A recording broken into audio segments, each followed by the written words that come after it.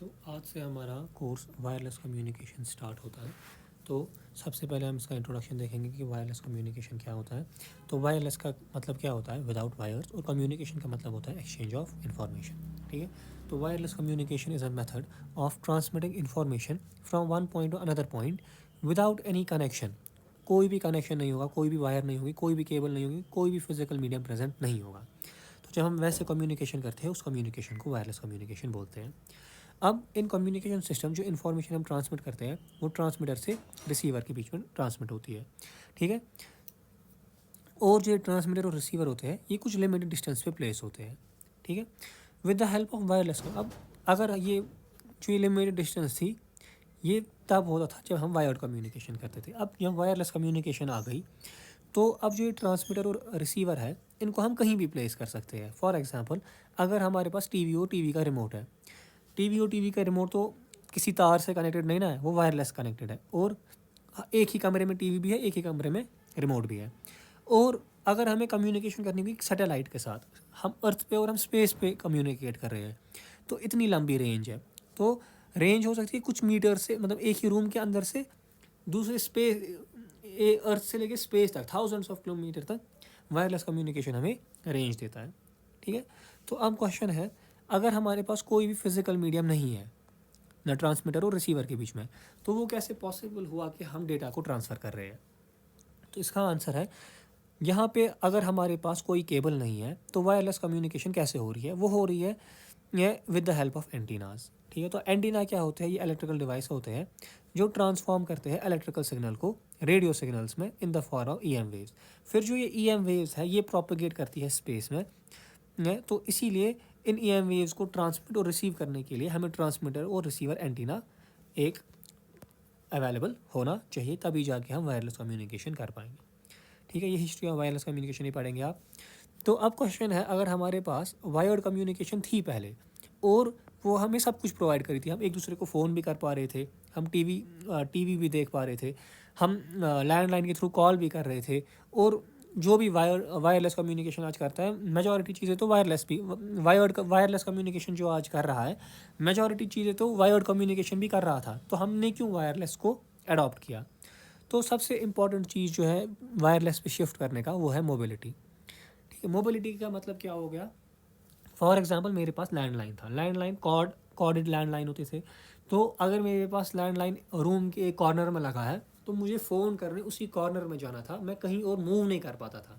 अब जब मेरे पास एक मोबाइल फ़ोन आ गया है, वो वायरलेस कम्युनिकेशन है।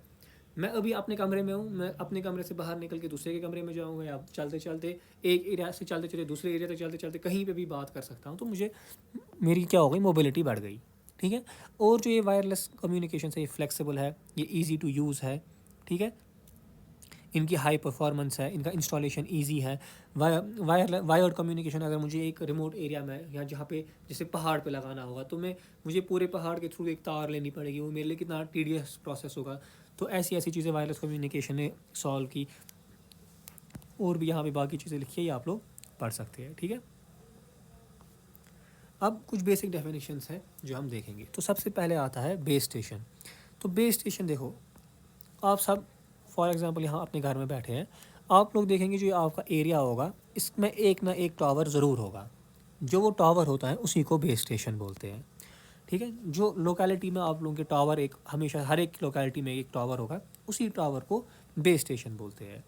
ठीक है। तो जो ये बेस स्टेशन है ना, ये कवरेज प्रोवाइड करता है मेरे मोबाइल फ़ोन को।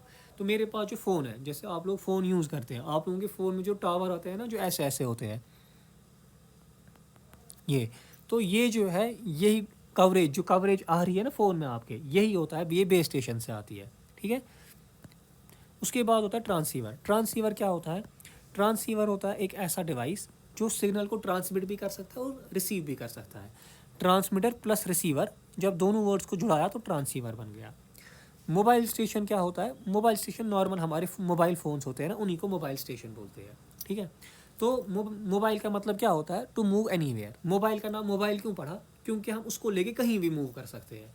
ठीक है। तो देयरफॉर मोबाइल स्टेशंस होते हैं मूविंग स्टेशंस इन वायरलेस और सेलुलर रेडियो सर्विसेज, और use in motions and random, हम कहीं भी रैंडम लोकेशन पे मूव करते हैं मोबाइल फ़ोन लेके, तो ये वही हो गया मोबाइल स्टेशंस। ठीक है। अब वायरलेस कम्युनिकेशन में हमारे पास चैनल्स होती है, ठीक है। चैनल का मतलब होता है फ्रीक्वेंसी, कि क्या फ्रीक्वेंसी हमें अवेलेबल है। अब जो ये चैनल्स होती है दो टाइप की होती है, एक होती है कंट्रोल चैनल, एक होती है वॉइस चैनल, ठीक है। अब कंट्रोल चैनल क्या होती है? कंट्रोल चैनल एक ऐसी चैनल होती है जो मेरे को कॉल को सेटअप करने में मदद करती है, कॉल रिक्वेस्ट भेजने में मदद करती है, कॉल इनिशिएशन में मदद करती है और अदर कंट्रोल पर्पसेस के लिए। फॉर एग्जांपल यहाँ पे ये मैं हूँ, दिस इज उस्मान, और यहाँ दूसरा यूज़र है, ये मेरा फ़ोन है, तरह से दूसरा यूज़र है माजिद। तो जैसे ही मैंने इस मोबाइल फ़ोन पे मैंने इस मोबाइल में नंबर डायल किया माजिद का, फॉर एग्जाम्पल 9149 डैश डैश, तो मैंने माजिद का नंबर डायल किया। तो अब कंट्रोल चैनल क्या करेगी, ये मुझे ये कॉल जो मैं यहाँ डायल कर रहा हूँ ना, ये इसको सेटअप करने में हेल्प करेगी, कॉल इनिशिएट करने में हेल्प करेगी और बाकी पर्पसेस के लिए, ठीक है। तो जो कंट्रोल चैनल है, अब जो ये मेरा जो मोबाइल है ये मेरे एरिया के बेस स्टेशन से कनेक्ट होगा ना, तो ये कंट्रोल चैनल क्या करती है, इस बेस स्टेशन को और मेरे इस मोबाइल को, इन दोनों के बीच में एक सिंक्रोनाइजेशन प्रोवाइड करती है, ठीक। अब फ़ोन लग गया, अब माजिद के फ़ोन पे फ़ोन रिंग हो गया और माजिद ने फ़ोन उठाया। अब माजिद और मेरे को बात करनी है, तो जो हमारी बात ट्रांसफ़र होती है वो होती है वॉइस चैनल में ट्रांसफ़र। तो वॉइस चैनल जो है it is use for transmission of voice signal, speech, voice signal मतलब स्पीच सिग्नल, जो बेस स्टेशन और मोबाइल स्टेशन के बीच में होती है, ठीक है। अब हमारे पास जो ये कंट्रोल और वॉइस चैनल्स होती है ना, ये दो तरीके की होती है।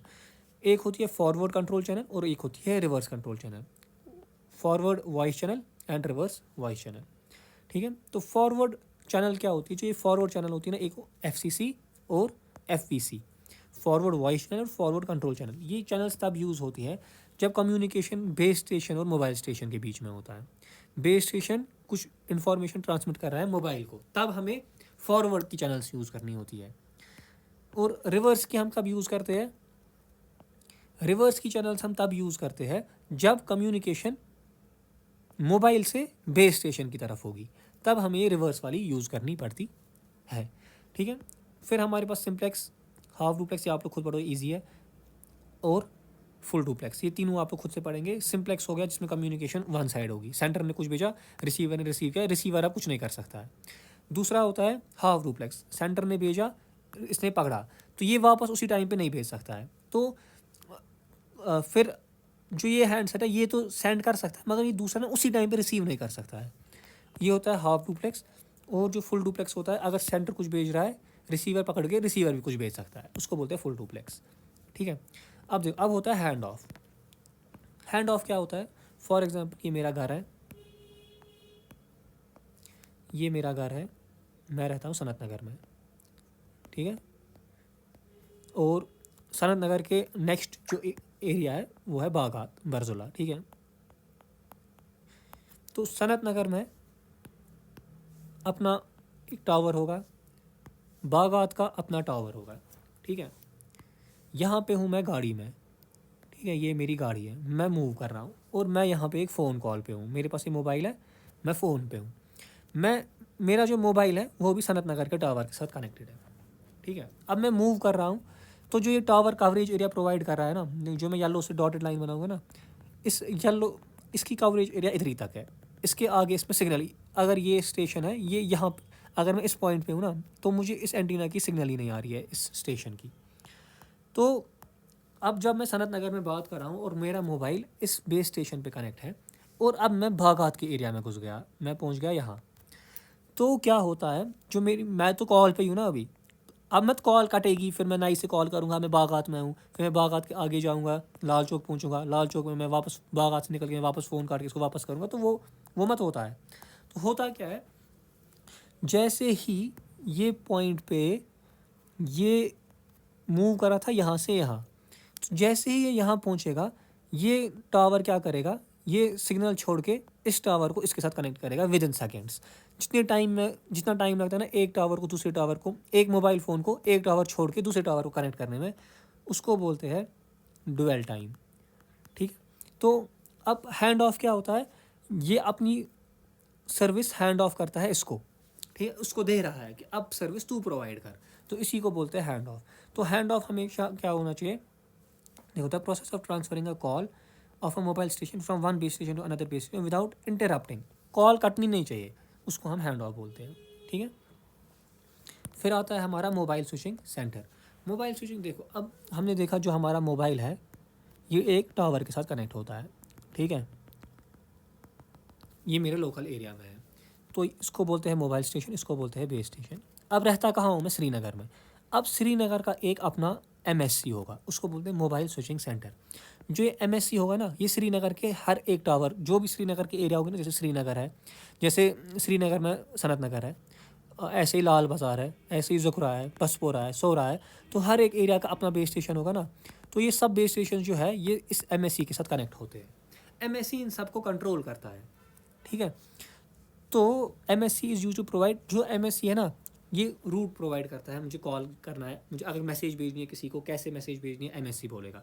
मुझे सब्सक्राइबर की इन्फॉर्मेशन चाहिए, मुझे कौन बोलेगा सब्सक्राइबर कौन है, क्या है, वो सब कुछ एमएससी के अंदर स्टोर होता है।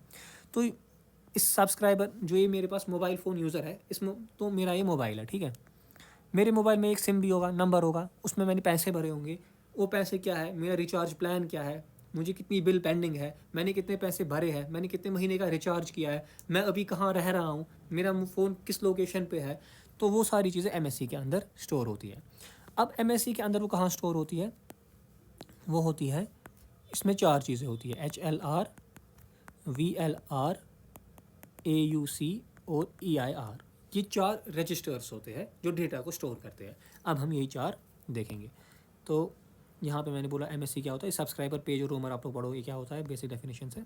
तो देखो अब HLR, अभी मैंने क्या कहा कि जो सारा डेटा यूज़र का होता है ना, वो HLR, VLR, AUC और EIR में स्टोर होता है। HLR होता है होम लोकेशन रजिस्टर, ठीक है। ये एक ऐसा डेटाबेस है जो कंटेन करता है current location of each mobile.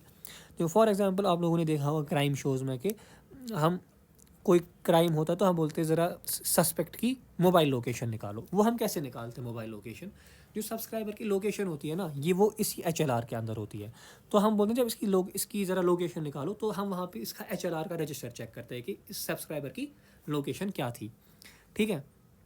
तो इसके अंदर सब्सक्राइबर की प्रोफाइल, सब्सक्राइबर की लोकेशन, सब्सक्राइबर का एड्रेस, उसकी बिलिंग, उसका सिम प्रीपेड है, उसका सिम पोस्ट पेड है, वो कौन सा प्लान यूज़ कर रहा है, वो 100 वाला यूज़ कर रहा है, 200 वाला यूज़ कर रहा है, 400 वाला यूज़ कर रहा है, उसने ईयरली प्लान लिया है, मंथली प्लान लिया है, क्वार्टरली प्लान लिया है, उसका सिम कौन सा है, एयरटेल है, जियो है, ये सारी इन्फॉर्मेशन होती है HLR के अंदर, ठीक है। तो जो HLR होता है ना, ये होम लोकेशन होता है। फॉर एग्जाम्पल मैं श्रीनगर का हूँ, मैंने अपना सिम ख़रीदा है, अपना आधार कार्ड दिया है उस्मान राबू, उसमें मेरा एड्रेस है, तो वो सारा कुछ HLR में स्टोर हो गया, ठीक है। फॉर एग्जांपल मैंने एयरटेल सिम लिया है, एयरटेल के HLR के अंदर ये सब कुछ स्टोर हो गया, ठीक है। तो अब क्या हुआ, अब फॉर एग्जाम्पल दिल्ली में कोई बंदा है, दिल्ली में फॉर एग्जाम्पल कोई एक्स नाम का बंदा है, उसको दिल्ली के HLR में सब कुछ स्टोर होगा। H का मतलब होता है होम, तो जो यूज़र का होम है, उस्मान का होम है, ये उस्मान का डेटा दिल्ली के HLR में कभी नहीं मिलेगा, मुंबई के HLR में कभी नहीं मिलेगा। वो श्रीनगर का है तो श्रीनगर के ही HLR में होगा, ठीक। तो अब अगर फॉर एग्जांपल उस्मान है, ये तो श्रीनगर का है, इसने बोला कि मुझे तो दिल्ली जाना है, मुझे घूमने जाना है 7 दिन के लिए दिल्ली। तो जब ये दिल्ली पहुंचा उस्मान का मोबाइल नंबर दिल्ली की एमएससी में आ गया। दिल्ली के एमएससी को जैसे इसे स्कैन किया ना, इसने दिल्ली का HLR स्कैन किया, इसने वहाँ पे देखा कि मेरे पास तो उस्मान नाम का कोई बंदा ही नहीं है, तो ये कौन मेरे सिस्टम में आ गया। तो फिर वहाँ पे हमारे पास दूसरा रजिस्टर होता है, उसको बोलते हैं VLR, विजिटर लोकेशन रजिस्टर। तो ये विजिटर होता है, कोई अगर किसी स्टेट में विजिट कर रहा है तो वहाँ पे VLR यूज़ होता है। तो उस्मान ने श्रीनगर से दिल्ली ट्रिप की, तो दिल्ली का HLR स्कैन किया गया, वहाँ देखा गया क्या ये उस्मान द्राबू है भी कोई कि नहीं, तो दिल्ली ने कहा कि नहीं मेरे पास तो कोई नहीं है। फिर एमएससी देखता है कि ये उस्मान आया कहाँ से, इसने देखा कि ये श्रीनगर से आया। तो जो दिल्ली का एमएससी होता है ये श्रीनगर के एमएससी से कनेक्शन इस्टेब्लिश करता है, उसको बोलता है क्या कोई उस्मान है आपके HLR में, तो श्रीनगर के HLR में होगा ना उस्मान, ये बोलेगा हाँ मेरे पास है, ठीक है। तो फिर एमएससी दिल्ली का बोलेगा HLR श्रीनगर को क्या उस्मान की बिलिंग साइकिल बराबर चल रही है, इसने मत पैसे भरे ही नहीं है, अगर बोलेगा हाँ भरे है, फिर बोलेगा इसका मत मोबाइल चोरी हुआ था, कोई कंप्लेंट मत हुई है, ये बोलेगा नहीं हुई है। तो सारी चीज़ें चेक करने के बाद ये बोलेगा ठीक है मुझे उस्मान का डेटा दे दो। तो श्रीनगर का HLR उस्मान का डेटा यहाँ देगा MSC में, और वो उस उस्मान के डेटा को VLR में टेम्परेरली सेव करेगा। ठीक है, तो VLR में टेम्परेरी डेटा स्टोर होता है मेरा, जो कनेक्शन थ्रू प्रीवियस स्टेट के HLR से आता है। ठीक है, तो अब दिल्ली के VLR में उस्मान आ गया, तो वहाँ पे मेरी बिलिंग विलिंग चेक हो गई, मेरा नंबर चेक हो गया, मेरा लोकेशन चेक हुआ, कोई चेक किया गया कि ये चोरी का नंबर मत है, चोरी का फ़ोन मत है। तो उसके बाद VLR में दिल्ली ने इसको मुझे एक्सेस दे दिया अपना टावर यूज़ करने का थ्रू VLR रजिस्टर। ठीक है, तो ये होते हैं HLR और VLR। अब AUC क्या होता है, अब जो HLR और VLR है उसमें उस्मान का डेटा है। अब मुझे मत ये डेटा आउट होना चाहिए, लीक मत होना चाहिए, तो जो ये डेटा को प्रोटेक्ट करते हैं वही होते हैं AUC ऑथेंटिकेशन सेंटर्स। इन डेटा को HLR और VLR को प्रोटेक्ट करते हैं AUC सेंटर। फिर इक्विपमेंट आइडेंटिटी रजिस्टर होता है EIR। वो क्या होता है, EIR फॉर एग्जांपल मेरा फ़ोन था, ये मुझे मैं लोकली ट्रैवल कर रहा था, ये मुझे बस में गिर गया। अब मैं पुलिस स्टेशन गया, ये मेरा फ़ोन था, मैं पुलिस स्टेशन गया, मैंने पुलिस स्टेशन में कहा देखो मेरा फ़ोन गायब हो गया, आप कंप्लेंट लिखिए मेरी, तो मेरा जो सिम है वो बंद कीजिए, ताकि मेरा सिम बंद कीजिए। ठीक है, तो EIR रजिस्टर क्या, अब फॉर एग्जांपल मेरा नंबर है 808, मेरा नंबर 808 है, तो जो भी श्रीनगर के HLR में 808 नंबर होगा, तो EIR के अंदर हमें 3 चीज़ें होती है, ब्लैक लिस्ट, वाइट लिस्ट और grey list. Black list, white list और ग्रे लिस्ट। तो जो ब्लैक लिस्ट होती है ये वो नंबर होते हैं जो चोरी हो गए होते हैं या किसी क्रिमिनल का नंबर होता है। उन नंबर्स को अगर EIR ने ब्लैक लिस्ट में रखा है, मतलब ये नंबर्स अगर कभी भी किसी टावर की रेंज में आएंगे ना, वो उसको एक्सेस ही नहीं करने देंगे। वाइट लिस्ट वो नंबर होते हैं जो नॉर्मली चल रहे हैं, फॉर एग्जाम्पल अभी मेरा नंबर है वो चल रहा है, वो वाइट लिस्ट में है। अब ग्रे लिस्ट में कौन से नंबर होते हैं, ग्रे लिस्ट में जब EIR पे जब कंप्लेंट रेज हो गई ना, तो जब EIR रजिस्टर चेक कर रहा होता है ना कि क्या ये चोरी का हुआ है, इसको क्या हुआ है, कुछ चीज़ें हैं जैसे ना, जो भी डिटेल चेक कर, जब वो प्रोसेस में होता है ना, वो चेक कर रहा होता है, तब तक वो उस नंबर को ग्रे लिस्ट में रखता है। फिर अगर वो चेक करने के बाद बोलते हैं नहीं ये चोरी का नहीं है, डालेगा उसको वाइट लिस्ट में। फिर अगर चेक करने के बाद बोलेगा हाँ ये चोरी का है, डालेगा उसको ब्लैक लिस्ट में। ठीक है, तो ये EIR करता है। तो ये क्वेश्चन माइनर में पूछा गया था। ठीक है, ग्रे लिस्ट में कौन सा नंबर होता है, तो जब नंबर स्कैन हो रहा होता है तो जिसमें लिस्ट में जाता है वो ग्रे लिस्ट होती है। फिर हमारे पास होता है BTS। जो BTS होता है ये एक ट्रांसीवर होता है। ठीक है, तो ये क्या होता है, ये वायरलेस कम्युनिकेशन के लिए यूज़ होता है। ये प्रेजेंट होता है एक मोबाइल सिस्टम, अगर मेरा ये मोबाइल सिस्टम, मेरा मोबाइल ये है, ये मेरा टावर है, जो BTS होगा ये कहीं यहाँ पे यहाँ इन लोग इस कम्युनिकेशन के बीच में कहीं ना कहीं होगा। तो देखो मैंने बोला जो ये मोबाइल स्टेशन होता है ये थ्रू अ BTS कनेक्ट होगा एक BSC के साथ। हमने देखा था जो हमारा मोबाइल होता है वो BSC या BS, ठीक है, इसको BS भी बोल सकते हैं। वो मोबाइल स्टेशन जो है वो एक बेस स्टेशन से कनेक्ट है, और जो बेस स्टेशन है डिफरेंट, फॉर एग्जांपल ये है सनत नगर का बेस स्टेशन, ये है बागात का, ये है लाल चौक का, तो ये सारे फिर एक ही MSC के साथ कनेक्ट होते हैं। ठीक है, तो ये हमारा पहला वीडियो कंप्लीट होता है जहाँ पे हमने बेसिक सारी डेफिनेशन सीखी। तो अब अगले वीडियो में हम लोग देखेंगे यहाँ से। ठीक है, थैंक यू।